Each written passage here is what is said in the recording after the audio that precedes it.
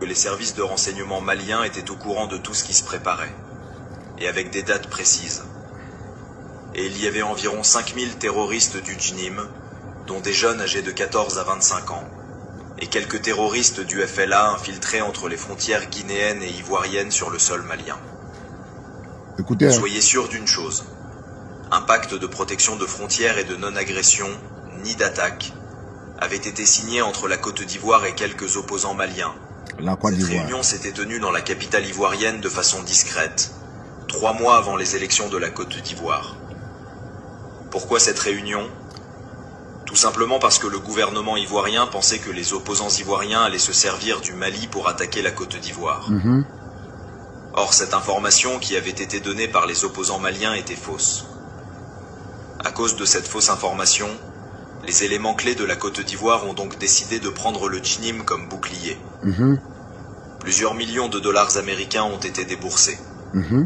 Les terroristes du Djinim ont bel et bien atterri par avion en Côte d'Ivoire en quittant la Mauritanie.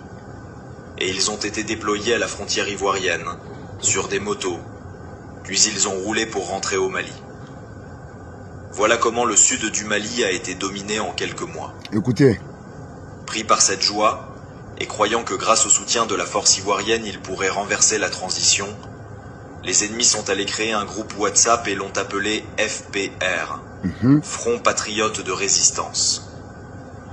Et regardez vous-même ceux qui sont membres de ce groupe, et vous saurez qui sont ceux qui sont derrière tout ça. Écoutez.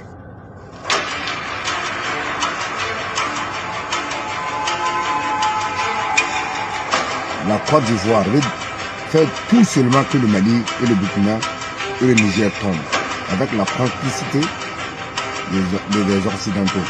C'est pas simple. Mais nous, on est restés unis là. La force là, c'est ça. Écoutez, c'est pas encore terminé. C'est pas encore terminé. Non. Il va vous revenir. Sûr et certain. Ça veut dire, nous, Africains, on a tout un problème. On ne s'aime pas. On ne veut pas se faire développer. On ne veut pas développer. Mais ce qu'ils ne savent pas. Écoutez. Tous ceux qui ont des arrobases, nous savons ce qu'ils font. Il est impossible de nous échapper. Lorsque le Djinim a pénétré le sol malien, le gouvernement a interdit alors de vendre le carburant dans les villages. Et les drones ont commencé à les bombarder. Lorsqu'ils ont remarqué qu'ils étaient en train de perdre du personnel, alors ils ont commencé à s'attaquer aux motos des habitants des villages. Vous entendez? Lorsqu'ils rencontrent un habitant en circulation, en allant au champ, il vide son réservoir. Ou encore ils lui arrachent sa moto pour pouvoir continuer leur route. Tellement qu'ils avaient le manque de carburant, il fallait voler. C'est ainsi qu'ils ont commencé à s'attaquer au convoi de carburant. Vous entendez? Leur objectif était de pouvoir voler du carburant et s'approvisionner. Alors ils ont commencé à s'en prendre aux biens de la population. Oui. Mais ce qu'ils ont oublié, c'est qu'ils venaient de montrer leur vrai visage à la population. Pendant ce temps, les drones maliens les neutralisaient centaines par centaines comme des fourmis. À chaque fois qu'ils se regroupaient, ils étaient bombardés. Tout leur plan était fauché. Il était impossible d'avancer vers la capitale malienne, car l'idée était simple. Si la capitale tombe, la transition tombe. Dans leur plan, lorsque les élections ivoiriennes passaient, l'assaut de Bamako serait donné. Et les opposants maliens, depuis leur position, allaient faire une déclaration. Les opposants. Malheureusement pour eux, les choses ne se sont pas passées comme prévu. Oui. Le saviez-vous que le gouvernement malien était au courant de tout, de toute la stratégie mise en place par les ennemis et leurs alliés depuis le début? Oui. Ce qui va vous étonner, c'est que les ennemis ne valent plus 200 personnes entre les frontières de la Côte d'Ivoire et de la Guinée. Ils sont en train de fuir pour rentrer au sud, en passant Sikasso, la zone de Koutiala en allant vers Kouri, pour prolonger vers Banamba puis Nioro du Sahel, ensuite Fassala. De Fassala, ils fonceront vers le village qu'ils occupent en Mauritanie, appelé Boutalaye, qui est l'endroit même où Amadou Koufa se trouve souvent.